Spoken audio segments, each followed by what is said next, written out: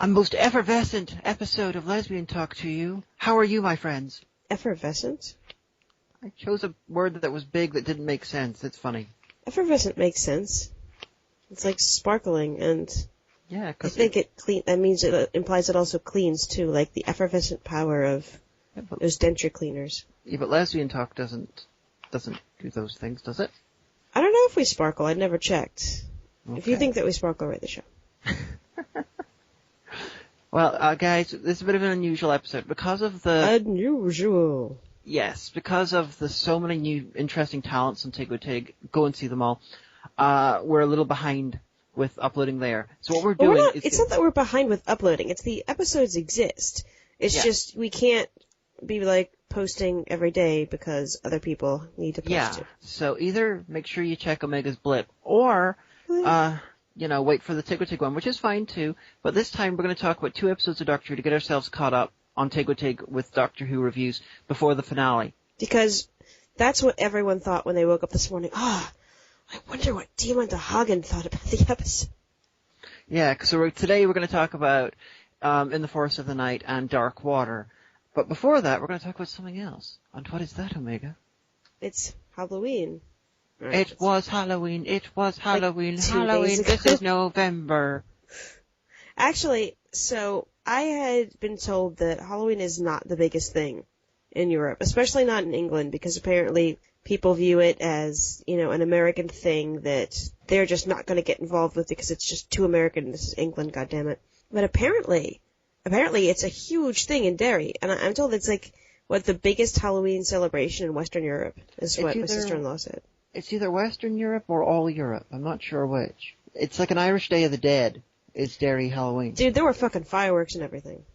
And we're not talking like, your county piff fireworks. Like, we're talking major metropolitan city 4th of July kind of display. Yeah, 15 minutes and quite impressive. And it was really cool because from my brother-in-law's house, we could stand in his bedroom at the big windows and watch it all happen because this whole town is a valley. But it has hills and then there's the river. So it looked like it was happening just right across the street, but actually it was happening over the river, which is pretty great. Yeah, it happened probably. If you could walk into the river straight, it would probably take you about 15, 20 minutes to walk to where the fireworks were happening. Yeah. What was happening over the bridge, yeah? Not quite over the bridge, in one of the wider parts of the river. Yeah. But yeah, from a boat. But yeah, thousands and thousands of people descend on Derry for Halloween. It has a week-long Halloween festival. It's got all these sort of performance artists. It's got a big, like an open-air concert that's free to go into. Every single bar in the city is filled up with people's costumes. And here's the thing. In America, all kids get, depressed if it rains for Halloween because then no one feels like going out. It was fucking pouring, most of the day. And the city was packed. Yep. I was like, let's just go to a pub, but there were none because every pub was full. We actually ended up going into a gay bar, or what is passing for a gay bar on Halloween. And the cover, I didn't realize the cover was like £10. Yeah, so that's equivalent of about $15. So I was like, whatever. We had a drink and we stayed. And this was the first bar we came across in town. Just happened to be the gay one. Which was not filled to the fucking brim. And I think it's because it was the gay one, and I think actually that the cover was, paying for the bouncer to keep, drunken lads out or something. It was the better part of a kilometer away from the town centre. Say it in miles because that's confusing. It's down Strand Road. You can't miss it. Well, yeah, people in Derry know where it is. It's like a few blocks. It used to be called Pepe's. It's opposite the police station, but it's about a 10-minute walk from the town centre, walking straight. We were in the town center, though. We were on Strand Road. It was a few blocks. We walked for, a few blocks. Because you make that sound like a long way. No, the town center, we were in different parts of the town center. But the places where all the parties were happening, that was still technically part of the town center. Okay, well, things were going on, yo. Yeah. And Hagen saw a minion, and I took a picture. A despicable me minion. And there was a lovely market, but it was Derry. There's Christmas markets, as I'm sure you guys have come across before. Halloween in Derry has a Halloween market of a similar type with very similar sorts of things, but not quite as big. But it was fun, and we saw great grannies on Segway shopping carts. Yeah, there was these two drag grannies on, they have this show, and actually, they do have a Facebook page, if you want to look them up. They're called Granny Turismo. So like them on Facebook, because they were buskers of the highest degree, and they were pretty funny. I got the feeling they were probably hired by the city to entertain people because they came over from England. Yeah. But I took some video. I'm going to throw it up on YouTube, unmonetized, because that's like their job, is to be a performance artist. So I'll throw that up maybe in a day or two. So take a look at that. Like them on Facebook if you can. It was a pretty good show. Yeah. Basically, they were on Segways, but they were making to look like shopping carts. So they had these fake legs. So it looked like they were sitting on these shopping carts, driving around with like sound effects and music playing and doing these like choreographed dances and sort of things with each other. It was really great. And they humiliated a guy from Derry. Yes, and you were totally confused by this, and I was like, not blinking an eye. I was very tired, and I kind of was also trying to take footage of it at the same time. So you were like, conceptually, this doesn't make sense, and I was like, oh, it's just pantomime. Oh, yeah, that's true. It's just one of those British things, some Monty Python. They do it all the time. But yeah, so that's Halloween in Derry. Next year we'll be more prepared, because I had a whole bunch of exams. Actually, I had one that morning, so we weren't able to, formulate plans. But we went out as the incredibly spooky Demon Hagen and the Omega, because we met maids. a guy who looked just like Angry Joe, but he, to his embarrassment and mine, he had no idea who Angry Joe was. You're like, oh, it's a great Angry Joe costume. This guy's like, what? The it's jacket. You have the Angry Joe jacket. He's like, and the shirt as well. He's just like, holy shit. Like he might have been, just taking the piss, but he did look pretty honestly confused. So yeah, so that was it. Funny. So yeah, so if you're in Ireland next Halloween, come to Halloween in Derry. But other than that, honey, what did we watch like 2 weeks ago? In the Forest of the Fucking Night, aka Kill the Moon 2, stupider, harder. Actually, I liked this episode more than I liked Kill the Moon. And I think it really only failed at the end. What do you mean? Well, anyway. So no, I think that it did have merit, but it was sloppily done, is what I think. Oh. Because it wasn't like a kind of abortion idea. Like that was right out. Okay, I admit that Kill the Moon is worse, but that's not to say that In the Forest of the Night is better. It's less worse. Yeah. I would put it like that. Like they relied on that old trope of mental illness equals something spiritual and or supernatural or extra scientific, which I really don't like. Like they had this girl who she had suffered a trauma, that is, her older sister had disappeared. So it's pretty significant trauma for a kid, because your family's probably out of their minds about it, and they said, she has to take tablets because she hears voices. And the doctor's like, well, what are you trying to, she's hearing the forest. And I'm like, no, if she's suffering from mental illness, be it something incidental or something that had broken due to a trauma, that doesn't make her special. It makes it unfortunate, and, you want to try to help her to live a full and complete life. Apparently she's on medication, which a human doctor thought was a good idea. So I don't like that concept, and it's becoming more and more out of fashion recently. Like you'll see, even in Europe, I was reading an article about how Tesco stopped, I think like a year or so ago, got in trouble because they had like a psycho killer or like, a mental patient costume.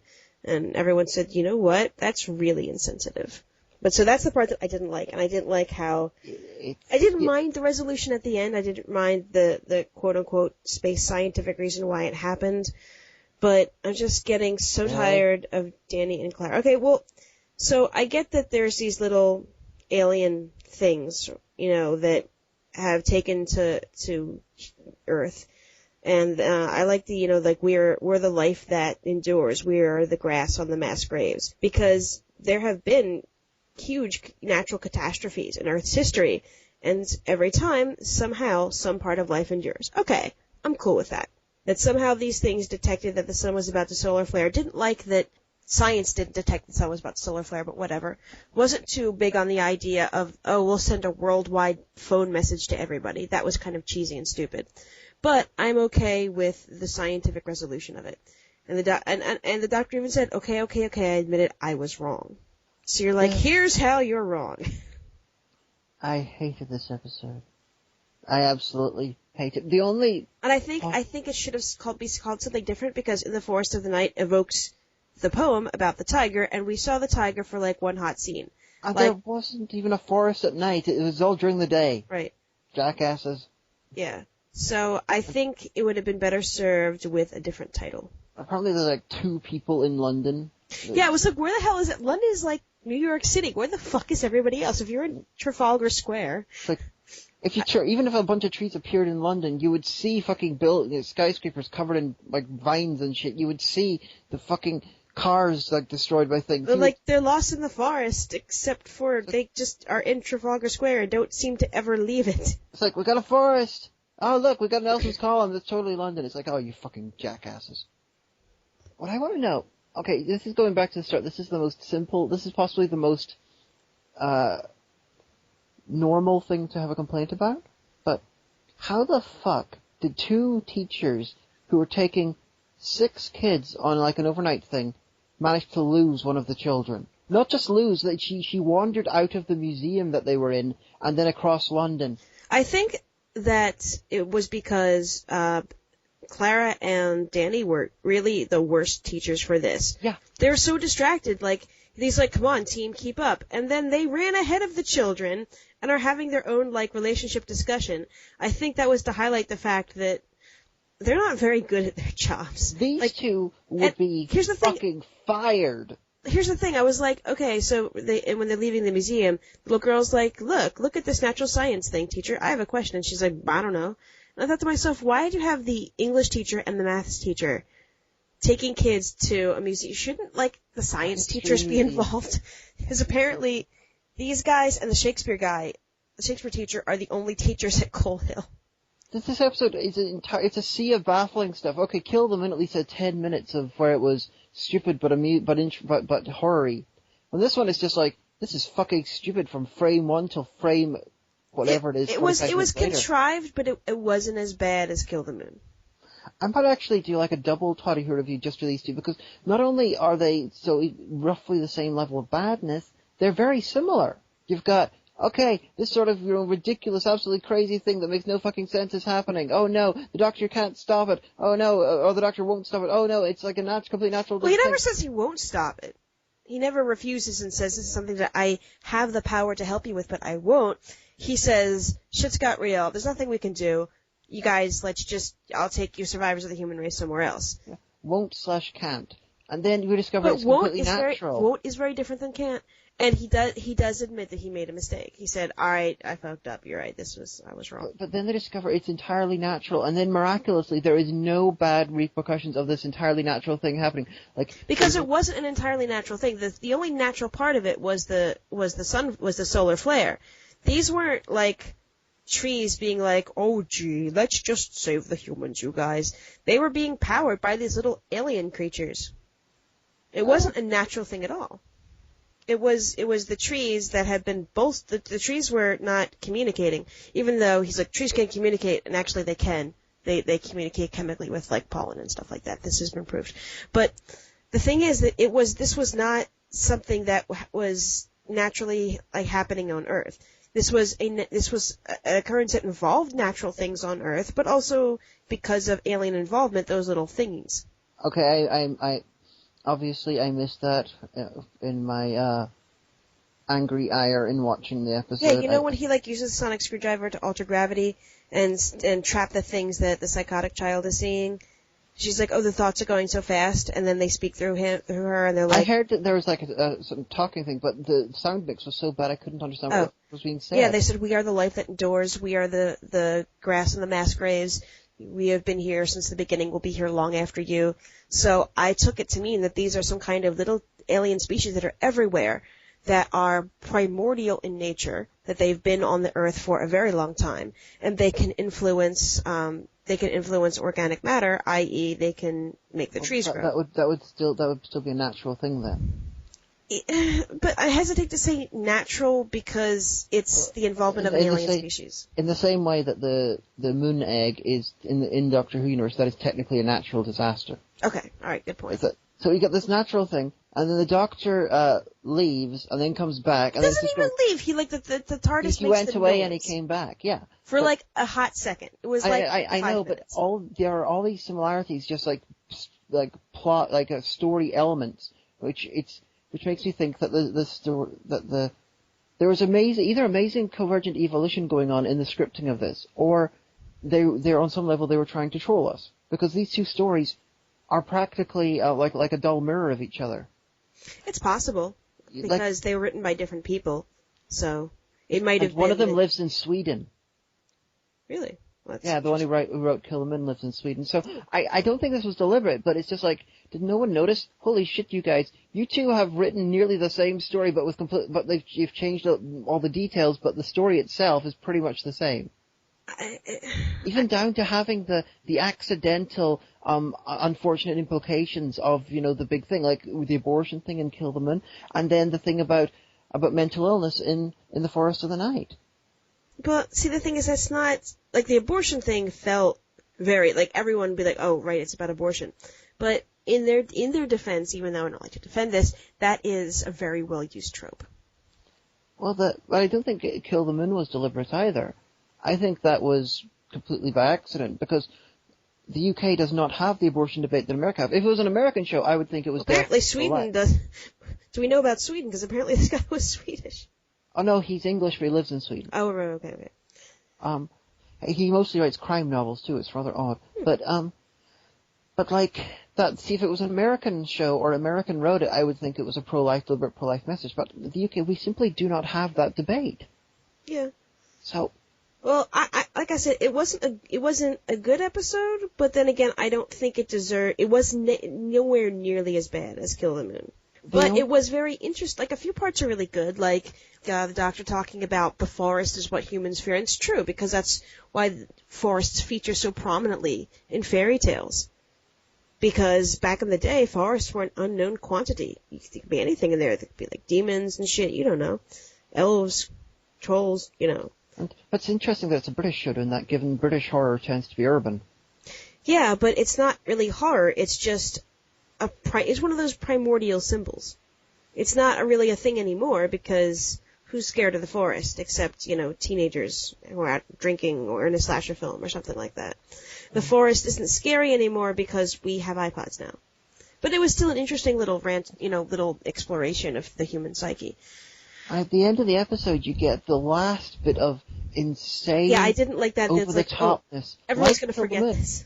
It's like Kill the Moon, where we have like the moon dragon lays an egg the size of its previous egg, and it's exactly the same. And this one, it's like you got the stuff where everyone fucking forgets the forest like vanished. Where the fuck did it go? And then you've got the trees apparently kidnapped the girl's sister, and then no, the trees did not kidnap the girl's sister. She heard the message where the little girl goes, and so if you can hear me, please come back. And she was hiding in the bushes. And then for reasons unknown, and then the way that she was dressed was kind of like she was sleeping rough, so she would make a runaway. So she was kind of hiding in the bushes, and then was waiting to see. At least this is what I took from it. Was waiting to see, and she saw her mom and her sister, and then she didn't have a choice. That they evaporated around her, and she's like, "Yeah, it's me." Given the amount of other stupid stuff in this episode, I'm not going to give it benefit of the doubt. If I figured that out and you did, you can't be like, just because I didn't think of that means that's what they were going. No. What I'm saying is, I had considered that possibility. However, everything else in the episode is so stupid, I was not going to give it the benefit of the doubt. The second I heard the child say, "Oh, and so, if you're listening, please come home," I figured, the sister's going to be alive and we'll come home at the end. Oh, probably, but maybe this is cruel of me, but if 98% of your story is stupid, then the last 2%. It could be stupid. I'm not going to assume it's not stupid. How is it not stupid to have her have heard a message from her sister and whatever issues caused her to run away? That would be the non-stupid thing. However, since the rest of the episode was stupid, I'm assuming the trees brought her home because everything else was stupid. Those little things were teeny. They couldn't influence her. But anyway. I was figuring they teleported her via tree, because the trees teleport, apparently. She might have been in London somewhere. And I'm not so big Maybe with on a boyfriend or something. a lot of times of science, but I'm pretty sure that a solar flare would not be non-destroying the world and stuff just because of trees. I'm pretty sure that wouldn't happen. It's something about like oxygen burning stuff off. I don't know because I didn't take physics. If you know, write the show. Yeah, the heat would still exist. This whole thing about using trees. Technically, I don't know how much of a shield you would need because we already have the Earth's gravitational field because that actually does protect us from a lot of solar energy. And wouldn't a massive solar flare include, like, of all sorts of other energies that might fuck up, like, the magnetism or, like, the atmosphere itself? Well, usually, like that? when there's a pretty big solar flare, like in the area of the Earth that it will affect, usually what happens is it messes with cell communication. Yeah, so and it would... stuff like that. So, quote-unquote, a solar flare isn't always as bad as it sounds. Yeah, but I'm just thinking that I'm not seeing how the trees could protect from all those things, even if their central conceit was right. I don't know. If you have the science knowledge and we don't, I'm getting reminded of the Ice Warriors back with Patrick Troughton, where they said that where they completely misunderstood how trees work with carbon dioxide and oxygen, which led to the ice age. How do they work? And if you look at my quick guide to classic Who, I actually have the bit there, and you can see it. But it's like this was the worst bit of science, attempting to be proper science in 60s Doctor Who nearly. Well, like I said, This is reminding me of it. I don't have the knowledge, but if you do, please comment. Please let us know or tweet at us. But and Danny and Clara should have been fired. Pretty much. Like, it was very telling because he's like, well, then I'll save you. She's like, no, I'm not leaving him. He'll never leave the kids. And I'm like, Clara, you just need to shut the fuck up, honey. Yeah, like, there she is, making life or death decisions for other people again. And this will come up in about a few minutes. Last night we were sitting with my brother-in-law and watching Dark Water. And he said, oh, blah, blah, blah, things and stuff about Clara. And I was like, watch it. I said that, and then somebody on Huggins' WordPress yelled at me for insulting Clara. I was like, I'm going to say my brother-in-law said it. I'm allowed to say stuff like that. So no. I'm sorry, in the first it really bothered me. You just love it because it had wolves in it. No, I didn't love it. I'm just saying I don't think it was as bad as Kill the Moon. I will give it one prop. It's an episode which doesn't have a monster. It doesn't have a malevolent alien of some sort, and that is wonderful. And it sort of, I want Moffat to look at that and go, it is possible to do an episode without a malevolent monster of some sort. Let's do a fucking pure historical. So you got the trees appearing, obviously destroyed infrastructure and stuff because it broke open the zoo. So how many millions of people were killed by that? Not the zoo animals, but just by the infrastructure being damaged. See, that's the thing, and like if a tree like broke a fence, that fence is still going to be broken after the trees leave. Yeah. But yet, whenever the trees go, everything's perfect. Yeah. So, like I said, it had a good premise, but the ending let me down. It's like they don't have the courage, like Kill the Moon. They don't have the courage of their concept. They don't seek it through. They want a happy ending regardless of logic. Because every episode has become the Christmas special, where London gets destroyed, but everything's fine because Christmas. Yeah, that's it. And Kill the Moon they're basically Christmas specials. But yeah, so. And the one thing that makes Christmas specials tolerable is that they're isolated. They're kept in apartheid from the rest of the fucking series. So you just feel like, okay, Christmas special, do your shit, just do it, and then I can throw stones at it for being a fucking Christmas special. There you go. But anyway, what did we watch last night? We watched Dark Water, which was a great improvement, and which is fucking awesome. It was really nice to be able to say that about a Moffat script again. I was excited, and someone on a forum said, was it just near this episode fly by? And it really did seem to go very quickly because a lot of it was set up. It's not perfect, nothing's perfect, really. I mean. Well, yeah, I'm not going to put it on my list of, really good episodes of New Who. Well, I will, yeah. So there you go. The closest ones to that list in Season 8 are Mummy and the Orient Express and Flatline. But it was good, and... Dang it, alright, so, spoilers. This is probably going to go up tonight, so if you already know we're going to spoil it, so there you go. even though the official Doctor Who Twitter spoiled it immediately after the episode for everyone else in the world. Yeah, after Zed regularly yelled at me for spoiling, and I'm like, I didn't name the person. It's not my fault. You read a tweet of mine from like a week ago where I mentioned my theory about what's going to happen, and then you saw tonight that my theory was correct. And actually, you made a really good point last night, that Doctor Who is created by the BBC with money from the British public. So the show is, even though everyone around the world loves it, the show should cater to the UK because you guys pay for it. Yeah, and once it's aired on British TV, the people who see it on the original air on British TV should not be yelled at or anything for giving spoilers because it's their show. It's not like other shows not done by the BBC and practically every other channel. They are the property entirely of the company who makes it or who owns the rights. Mm-hmm. With Doctor Who, it's a bit more of a muddy thing. At least part of the ownership is the entire British public because of the way the BBC functions. So, you're going to get spoilers. Yeah, like so we get more ownership over it. The whole quote-unquote spoiler thing, and I know Nash has talked about this, has gone fucking bug nuts in the past 5 to 10 years because of the internet. And like, I saw someone who said on social media today, and I'm not going to say which social media or who it was, somebody ruined Doctor Who for me, and I'm going to fucking kill them. Why would you say that? Why would you say something like that? I don't even understand people's dislike of spoilers. I prefer to know what's happening. I don't want to be surprised. Yeah, I mean, I can understand some people don't want it spoiled, and that's fine. I mean, I personally don't care. But the thing is that people act like you impaled their puppy on a piece of the true cross. If you say, oh, well, you do know what happened in Sixth Sense. I mean, like, people who will still freak the fuck out about spoilers decades after something aired. Yeah. Okay, Stop that. If a show manages to actually get something past spoiler hounds, and it actually manages to surprise me, like in Partners in Crime, season 4 of New Who, whenever Rose appeared at the end, I had no idea that was going to happen because it had not leaked. And I was genuinely surprised. And that was, that's good. That's impressive. I'm glad they managed to get that passed. So what I'm saying is, if the company itself manages to keep something a surprise and then go ahead with it, and on an initial broadcast you get surprised, then wonderful, because the company managed to do an achievement. Well, you know what it is? It's kind of like that culture of entitlement. It's kind of like, I've seen people say, oh, I'm not able to watch a show, so I'm going to stay off social media until I watch it because I don't want it spoiled for me. And that's totally cool. Yeah. It's that idea of everyone else in the world should watch what they say because of me. Yeah, quite right. Yeah. But once something is aired, it's out there information-wise, and I'm sorry, the information's out there.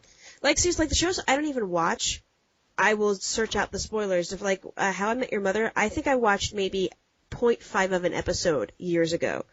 But after the finale aired, I was like, oh, I wonder who the mother was, so I looked up spoilers for it. I've never seen that show. It's a sitcom. Why were people so angry about the ending of it? I don't know. It's because they didn't, because people are never happy with anything. Some people said it shouldn't have happened this way, some people said it should. I don't watch the show, so I'm sure in our comments someone will talk about why it was, because I didn't ever watch it. Okay. But anyway, Darkwater. It's one of these setups that I'm pretty sure is, I said it while we're watching it, this is one of these things that it's not going to be satisfying and make sense by the end of the thing. But it did. Oh, I'm talking about the full two-parter. Oh, you. So I'm still sticking to that, but given the strength of the first part, I'm thinking that he might be able to make that achievement, and I hope he does.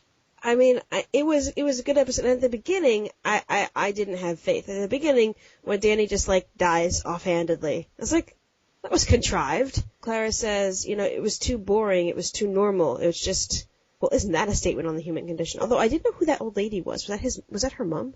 That was her grandmother. Okay. She had appeared in Time of the Doctor during the Christmas dinner. Oh, okay, right, okay. I forgot. But that was one of the episodes you saw. It was, I saw it, like, on Christmas, and Christmas was a lousy day for me, as you will. Oh, yes. Sorry, I remember, yeah. But anyway, the whole thing with her threatening the Doctor and the TARDIS keys, because that had been majorly hyped in the trailer. So that's why I was like, Clara's going to turn out to be some horrible person, things and stuff. And we actually paused it, because they're watching it on iPlayer downstairs. And my brother-in-law said, now, if I was the Doctor, I would have done things and stuff. I'm like, I know, right? Why did he do this? And Why doesn't he just feel like, oh, yes, Clara, I will help you. Let's go into the TARDIS together. And second, they're in the TARDIS, deck her and knock her unconscious. And you both agreed, and I was like, yeah, well, but... not Doctor unconscious, but I think you'd, like, finally, like, appear to agree, like, okay, we'll take care of this, and then figure something out in the next 5 minutes. Well, I was saying that the Doctor's got some other plan, and that's why he's not doing that. And you were right. Because I worked out there were a lot of different things that the Doctor could have been doing in that situation.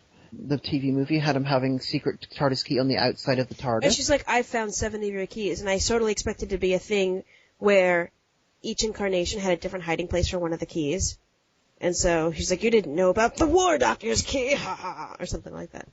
Yeah, but the Doctor, and even there's the thing when you're clicking the fingers to open the TARDIS doors, which Moffat himself introduced, so it was clear that something else was going on. I didn't realize it was a dream, and I'm glad it was. That was pretty cool. That was pretty cool how they pulled that off. It was well done.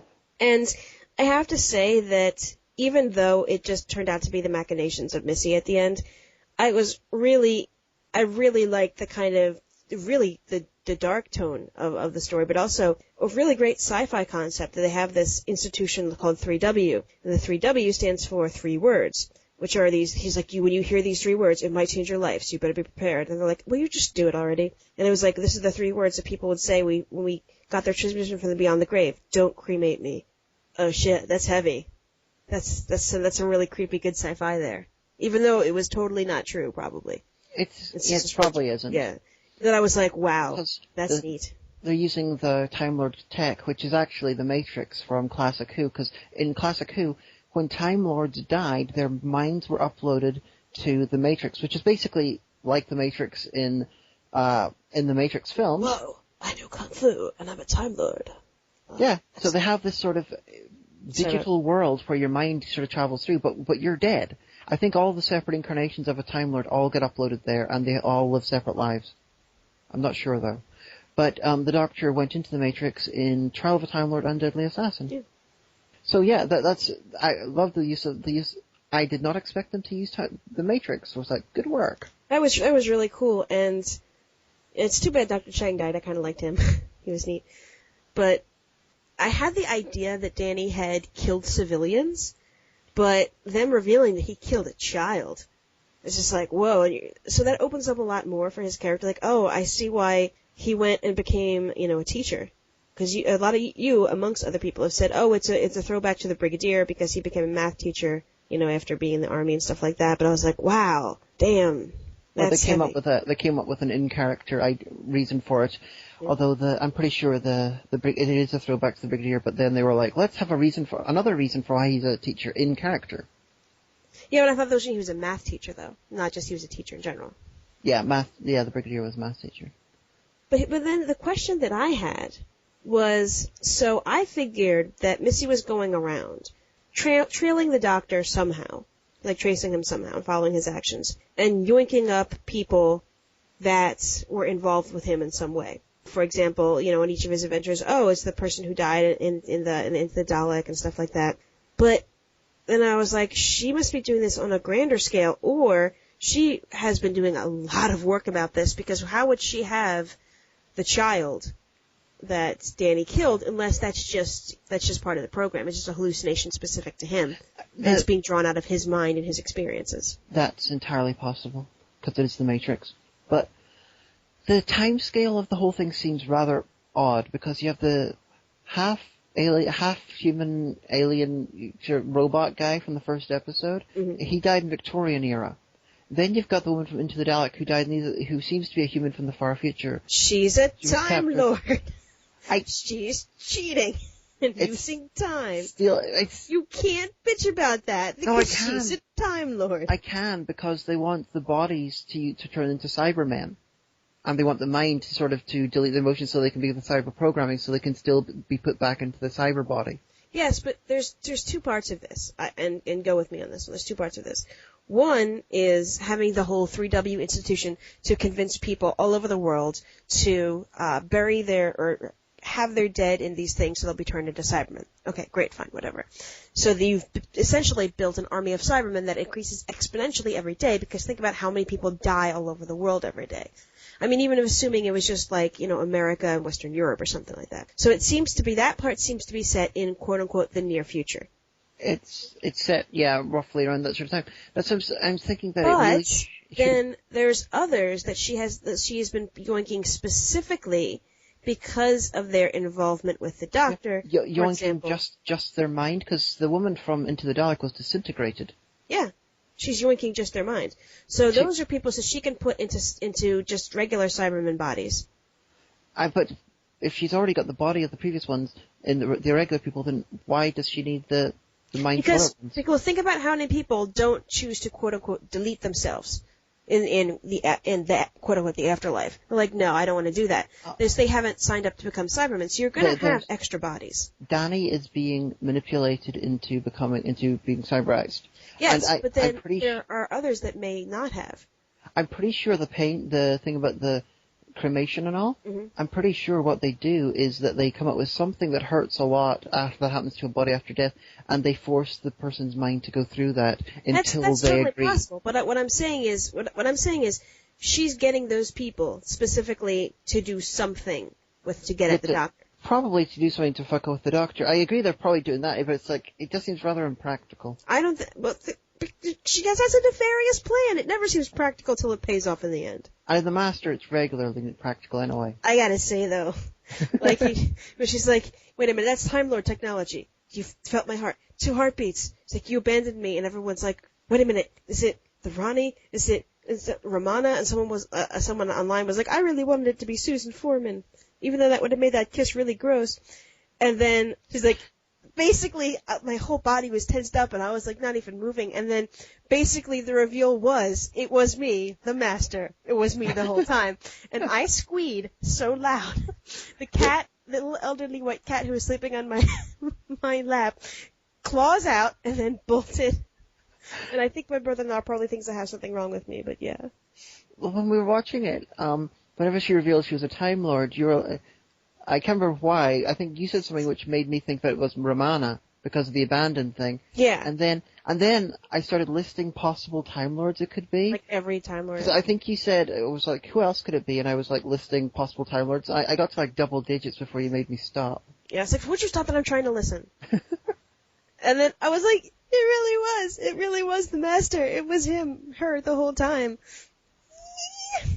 My big issue with the way that the Master is being written here is it's being written like Madame Victorian. /ficky. Like River Song, like so many Stephen Moffat women. Although, but think about it this way, Madame Vastra as well. It's just like, Moffat has. But it was not like that, like, super sexy kind of thing that all the Moffat women have going on. It was kind of super awkward and creepy. And if you think about it, the Master was pretty camp and super awkward and creepy.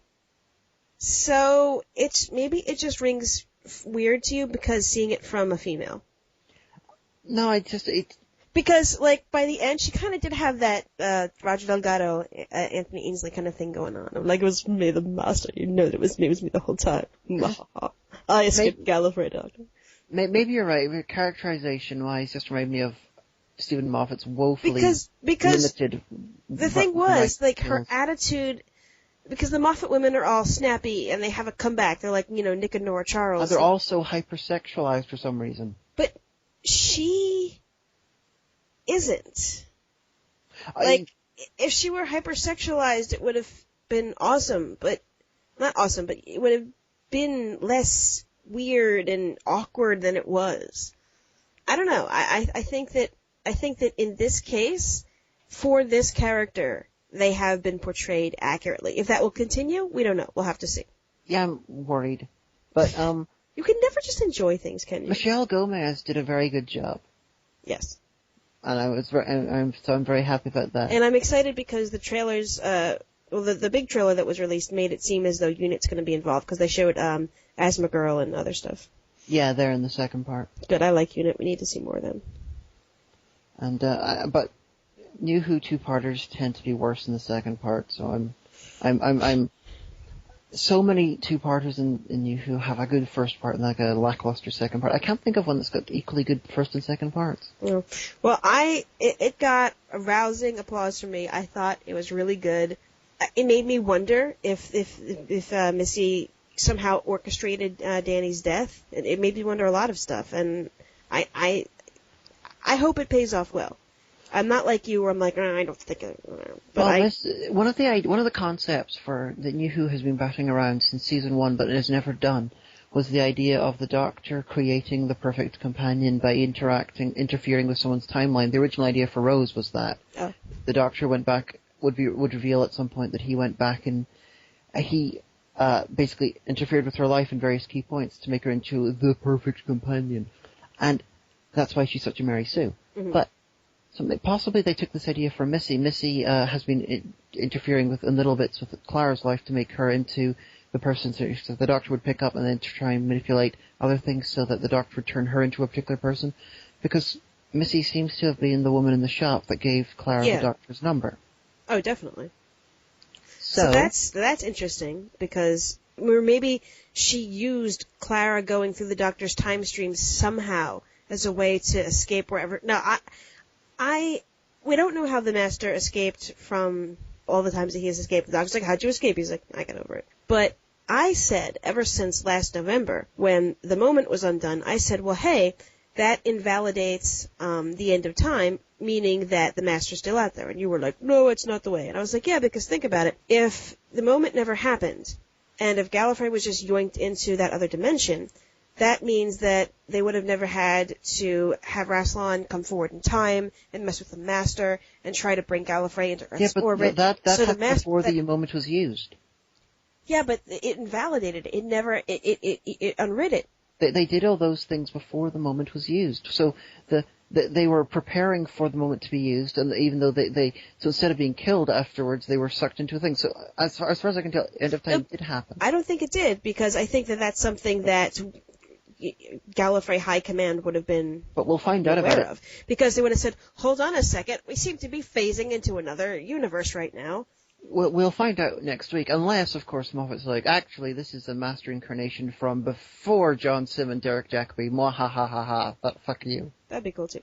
But yeah, so I said at the time, that means that, 1, the Master's probably still out there. I said this last year. Or 2, any Time Lord that was not on Gallifrey is still out there somewhere. And we'll see. Possibly I'm not grasping your idea. But I'm thinking possibly Missy's master plan is basically to manipulate, because Clara is being turned into sort of cold-blooded, will do anything to succeed type thing, and I think that Missy will give her the thing, kill the Doctor, get Danny back. Oh. Or maybe Missy might be grooming her to be her ultimate companion. Lesbian subtext. Possibly. But she's gonna be doing something, and I got the feeling that possibly at the end of the next episode we're gonna have no more Clara, and Clara will possibly be dead, possibly not, or no, actually won't be dead, but will not be friends with the Doctor. Quite possibly. So apparently she is in the Christmas special. Oh, okay. She is, because we're talking about that in the forum. Because someone said, well, we do know she's leaving. We think, kind of, well, what kind of person would you want to see as the next companion? And most people are saying anyone other than a young woman from 21st century London. Yeah. Everyone's like, how about an alien? Or like an older guy, or someone who is an intellectual foil for the Doctor. And then someone said, wouldn't it be great if, for some reason, we have the Missy for 1 season as a companion? Like, for some reason, she was trapped with the Doctor. That was done in Scream of the Shalka. It was actually an idea. Scream of the Shalka had the idea that the Master's body was killed and his mind was uploaded into a robot version of himself, and the robot version could only operate inside the TARDIS. So basically, the Doctor had his own pet Master robot hanging around. Like, my idea would be... I'm sorry, Doctor, I can't do that. Can't or won't. That the Doctor, my idea was, I had a similar idea several years ago, that grab the Master, keep them locked up in this prison cell inside the TARDIS, which operates a bit like a holodeck. So, like, we have a holographic projection of the Master in the TARDIS control room, and the Master, to him it looks like he's in the control room, but he's actually a hologram. And so the Doctor here can, talk to him, and that's about it. Yeah, that'd be interesting. So we'll see next week. I have more optimism than you do, obviously, because that's just how I am. I've been burned too many times. Oh, but, for Christ's sake, you act like this is real life. But for next companion, honestly, the rumor was that the you know nothing Jon Snow woman from Game of Thrones might be the front runner. If she is, then I want her to play like a Celtic woman, because she's got like she's got the look of an old warrior type. She was yoinked off of the Giant's Causeway while filming Game of Thrones. Well, her character's dead now, but just some sort of a medieval type warrior. No, like the actress personally. and a medieval warrior woman of some sort. That'd be pretty cool. It'd be like really awesome, like Xena warrior time companion. You know, Leela-ish. How about Doctor with a Leela-ish type one, and how about Evelyn Smythe type one too? I would like that. I was almost like Evelyn Smythe, but then I remembered that she actually died. Yeah, but do a sort of an older woman who's like really intelligent. Yeah. Didn't her voice actress passed away recently, did she not? Yeah, she did. Maggie Stables. Like when I said she died, I meant the character died in canon, but then also her voice actress passed away, so. Yeah, and as a extra level of unfortunateness, that means we can never work out the paradox of what happened to Evelyn Smythe, because she has multiple endings to her character in the Big Finish. You know, maybe it's better that way. Yeah, one of them she becomes a cyber controller, one of them she doesn't. So, well, that's most of Doctor Who canon. It could have been this, but it also could have been that. Maybe they'll have, like, Perry come back, like, one episode. In Big Finish she did. Yeah, I know, but I meant, like, Nicola Bryant, like, for reals. I follow her on Twitter, so. Stephen Moffat, reach out. She's out there. But anyway, so I am in favor of the episode. I look forward to it next week. But unfortunately, we do have to move on to that part of the show that we couldn't get rid of, even though we tried. And Giovanni, you are up. It is time for your trivia question. So we actually did have a winner this week. It was our pal Dutch Chica who did know that peppercorns were used as a currency. A lot of people said salt. Salt actually was used as a currency, but that was in the Roman Empire. That's where we get the word salary from. On salt of the earth. Someone is worth their salt. On salt of the earth. That's correct. Good job, Hagen. You do a thing. I'll pat you on the head. But I have... Close! No! Scary. Did you just flail and scare the cat? Yes. I thought so. Okay. So trivia question for this week. Now, the word unfriend is pretty popular. Been made famous by Facebook, and now people just use it for any kind of social media. But when did it first appear in print in the English language? And it's not 2014. Before you even say it, Hagen, I know you're going to say something obvious like that. Oh. So, when did the word unfriend first appear in print in the English language? If you know, as soon as this episode goes up on Blip, tweet at the Omega Geek, that is at the Omega Geek, and let her know. If you are right, you will be my favorite mammal for next week. But I might have over-imbibed a bit this Halloween show. I'm going to take off all y'all. See you later, my adoring radio public. Are you still stung? Goodbye, Giovanni. In the corner? Yeah. Giovanni. Mozart's on. But anyway, that has been us for this week. I have been the Omega Geek, and honey, who do you want to have been this week? Bill S. Preston, Esquire. Okay.